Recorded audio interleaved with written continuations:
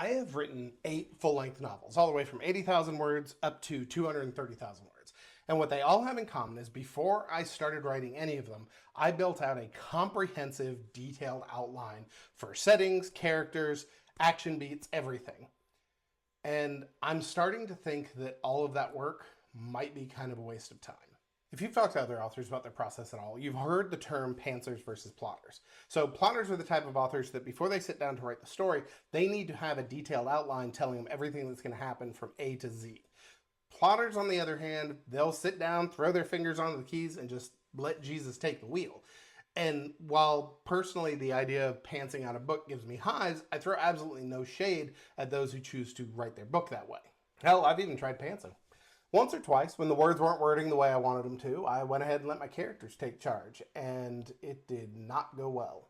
I felt like I was meandering around a dark room, smashing my shins against meandering prose and unfocused plot points. So yeah, I've always been a plotter, and my approach to outlining has really evolved over the years. I've gone through the 27 chapter method, the snowflake method. I've saved more cats than I could possibly count.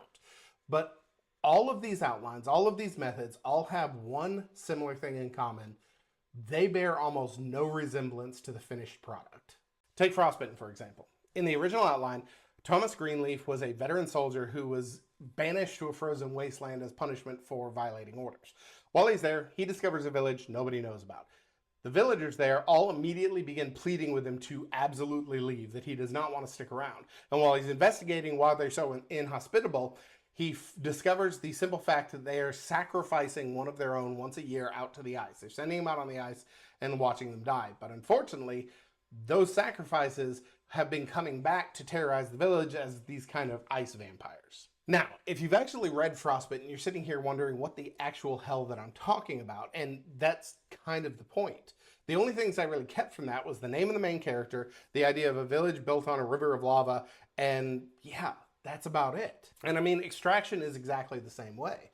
Aldebarini began as a mob boss whose niece got in trouble with some wealthy merchants. He ended up as a traumatized ex-con who crossed the wrong people and was forced into accepting a job he didn't want to do.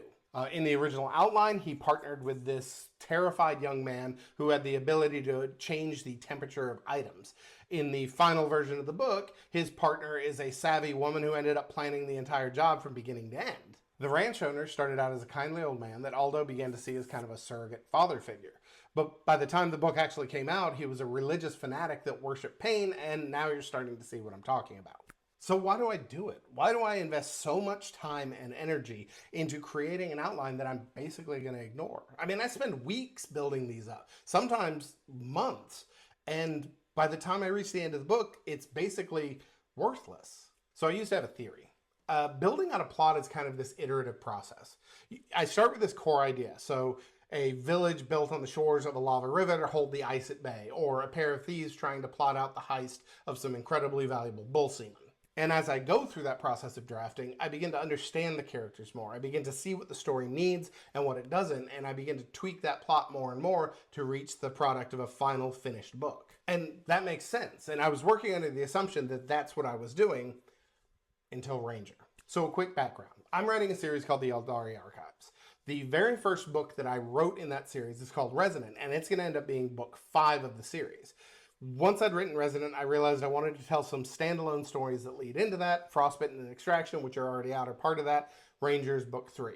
When I was writing Resonant, I built up a huge backstory as part of that outlining process, and one of those was the backstory of the main character's parents, specifically the story of how they met. And I really loved this story, and when I decided to do these kind of prequel books that led up to Resonant, I knew that the story of Jane and Antoinette meeting and falling in love was one that I really, really wanted to tell. So in November, I sat down to write Ranger, and I realized something. That iterative process that I talked about, it had already been done. I didn't need to write an outline. I knew the story. I had built that story long ago, and that story was baked into the actual arc of the entire series that I wanted to put together. So there was no need for that iterative process. There was no need for an outline. So I cheerfully sat down and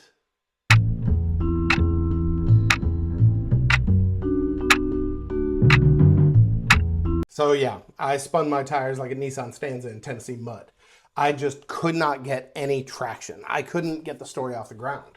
For 8 weeks, I just stared at that blinking cursor. I tried several times to start it and it felt dead, it felt empty, it felt completely hollow. And I began to legitimately panic. So I started talking to some friends of mine, I started talking to some people who knew my process, and they suggested that I go ahead and write out the outline anyway. And I gotta tell you, it was like a creative laxative because those ideas just started dumping out. I would like to apologize for past Dietrich thinking that that was a good analogy. I mean, it's very, very accurate, but it's kind of gross. Look, there's a lot of fear that comes along with being an author. And I think a lot of people are under the impression that once you write, polish, edit, and release your first book, those fears are going to diminish somehow. But in reality, they just get replaced with a whole new bumper crop of anxieties. I spend more time than I care to admit absolutely terrified that whatever nerdy magic I was able to tap into to be able to actually write Resonant was a one-time thing, and it's going to disappear into the ether, and I'm not going to be able to do this anymore. And honestly, I think that's why a lot of authors really lean heavily on habit and ritual. It's kind of like a football player who refuses to change his underwear while they're on a winning streak. And look, that creative laxative thing is no longer the grossest thing I talked about in this video. Authors will play the same kind of music every time they sit down to write. They will burn the same candle. They will sacrifice entrails to whatever eldritch god they think actually fueled that original success. But I gotta be honest, we can call it a ritual and we can call it a habit and we can call it a routine, but I think if it looks like a security blanket and it quacks like a security blanket, well, it's probably a security blanket. Look, I've drafted out 8 books now, beginning to end. And yet I am still gripped by the fear that in a few months, when I sit down to write Shepherd, I'm going to sit there, stare at the screen, and be unable to do this ever again. I've got the kernel of an idea, a noir-style mystery set in a fantasy world with a religious fundamentalist investigating the murder of a bunch of innocent people. I know, it's going to be an absolute hoot. And in 8 weeks or so, I'm sitting down to write that outline.